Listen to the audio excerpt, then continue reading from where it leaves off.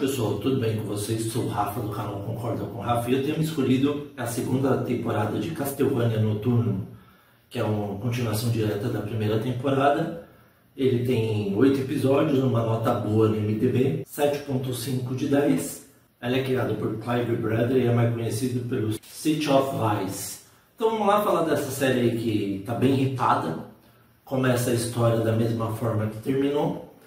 O Alucard aparecendo, se juntando ao grupo do Richter e com a Maria. A gente vê que a Terra foi transformada, né, pelo sacerdote lá, que ele vendeu a alma dele para Erzsébet e a Drolda. E aí com isso, a Maria está revoltada, até quando ela menos espera, ela vê a mãe dela aparecendo. Só que no começo ela vai sendo humilhada, né, já que ela se tornou uma vampira feiticeira, na verdade. Tanto que ela usa o gelo para ela caminhar pelo dia, porque vocês sabem que se ela caminhar pelo sol de dia, ela acaba morrendo. E com isso, o Richter une as forças com o Alucard, que é um poderoso reforço, né?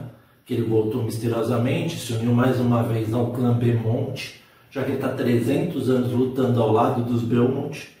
E com isso, ele conhece o Richter, junto com a Maria e com a Annette. E com isso, eles decidem ir para a França procurar a segunda alma da Sekhmet, porque a primeira Drolta já tinha dado o sangue para Erzsébet, que é um poder da Sekhmet. E com isso eles têm a segunda opção, que é pegar o corpo que está no Museu do Louvre. Só que aí, enquanto isso, o Richter vai junto com a Annette e o Alucard, eles vão enfrentando um monte de vampiro, até que sem querer o Richter fala que está indo para a França. Com isso, a Erzsébet junto com a Drolta, que ressuscitou graças ao Abade, que é o pai da Maria, que teve um caso com a Terra. E com isso ele decide ressuscitar, né, fazer de novo, que ele já que é o mestre das forjas, fazer de novo a Drolta. Quando cria ela vai atrás do grupo do Richter, que é sempre a Annette, o Alucard e o Richter. Chegando lá no Museu do Louvre, quando eles menos imaginam, aparece a Drolta com um monte de reforço. Ela consegue roubar o corpo mumificado da Sekhmet e consegue fugir. Tanto que o Alucard tenta impedi-la, só que ele não consegue. Então você vai vendo, ele conseguiu derrotar com ela num golpe, na outra temporada. E aí literalmente a gente diria que, como que os caras falam, para aqueles que jogam, nerfaram ele. O que é nerfar, pessoal? É quando que você pega um cara muito poderoso e você deixa ele com poder bem abaixo do normal. Tanto que o Alucard, com 300 anos na frente, deve estar mega poderoso. Com isso, o que acontece? O Alucard fica revoltado, culpa o Richter por ele ter dado a localização. Enquanto isso, a gente vai vendo que o Just, que é o avô do Richter, de sangue, começa a cuidar da Maria e começa a mostrar o caminho correto para ela. Mas ela está completamente revoltada. Mesmo ela sabendo que a mãe dela está de volta, ela não pode ficar do lado dela, porque ela pode ter a vontade de transformá-la numa vampira também. Com isso, o que ela decide fazer, pessoal? Ela decide começar a dominar todos aqueles animais bizarros, conjurar que não sabe de onde que é, diz a lenda que é do abismo. E com isso, ela pega um dragão gigantesco e sopra o fogo no pai dela, carbonizando ele. Até que parece uma figura misteriosa, que a gente não sabe quem é, mas eu descobri mais no final da análise, eu vou falar para vocês. Ele começa a rir, leva o corpo do Abade e vai embora.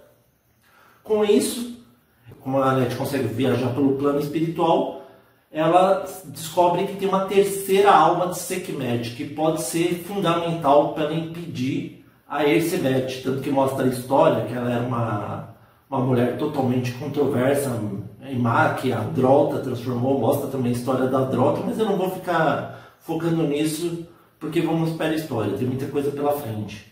E aí a Annette entra lá, ela fala com um dos deuses lá do mundo espiritual, ele encaminha ela para um lugar, e lá ela encontra a terceira alma da Sekhmet mesmo. E aí a Sekhmet domina o corpo dela, ela se transforma numa deusa, só que o grande problema é que o receptáculo dela, que no caso é o corpo que habita, ninguém aguenta por muito tempo e começa a queimar.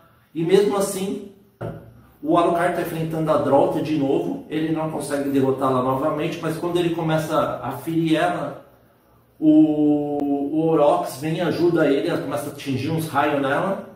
O Alucard vai para o grupo da frente, onde está o Richter, está o Just e a Maria, e a Annette com o corpo da Sekhmet, enfrentando a Erzsebet com duas almas. A Annette vai tentando prender ela, enquanto todos eles vão enfrentando ela. Tanto que a Maria conjura um dragão de novo, enorme, e começa a atacar ela de toda forma, só que ela está quase invencível, pessoal. Tanto que se ela pegar a terceira alma, ela se torna perfeita, ela vai se tornar imortal. E não é isso que eles querem, né? Imagine ela imortal.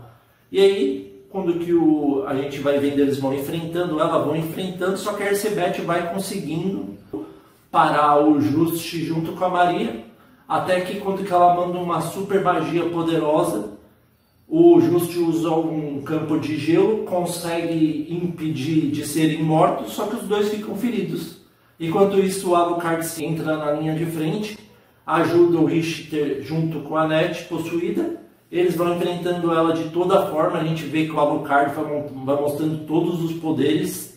Só que o Richter, pessoal, está mais preocupado com a vida da Annette, já que ele se apaixonou por ela e vai colocando gelo para ver se ela não morre queimada. Só que ele vai se queimando e não se importa mesmo assim. E os dois vão enfrentando a Erzsebet até que finalmente eles conseguem quase derrotá-la. Quando que a Annette vai pegar a alma de volta da Sekhmet e voltar para o mundo dela, a gente vê que a Drota aparece do além, ela salva de novo a Erzsebet. Quando salva ela, o que ela fala? Ela fala que ela escolheu ela para ser a nova Sekhmet, mas ela que devia ser. Ela pega todo o poder para ela, se transforma e fica muito mais poderosa. E aí a gente vê que o Alucard finalmente desperta o poder verdadeiro, e também o Richter. Os dois têm uma luta frenética contra ela, até que finalmente, quando a gente menos imagina, ela consegue ser detida pelo poder incrível, né, do Richter com o Alucard. Eles conseguem detê-la, e aí vem a Sekhmet, né, que está com o corpo da Annette, consegue pegar todo o poder, já que o último ataque a gente vê que é do Richter, que o Alucard pegou a espada e jogou para ele. Ele fez uma magia super poderosa, que parece que acho que é a Holy Sword. Ele deu um ataque nela no meio, cortou ela no meio e conseguiu impedi-la. Com isso a gente vê que a Annette consegue finalmente voltar ao plano físico, e a Sekhmet voltar para o plano espiritual e com as três almas e poder viver em paz.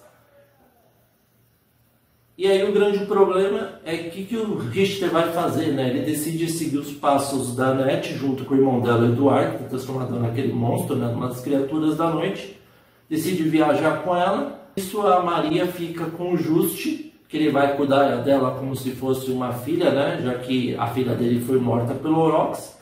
A gente vê que o Mizra, que foi atacado e foi ferido por um dos vampiros. Com isso, o Aurochs, como é apaixonado por ele, decide finalmente transformá-lo em vampiro.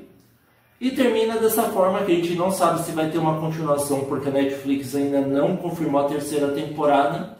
Mas vamos para o que eu gostei e o que eu não gostei, pessoal.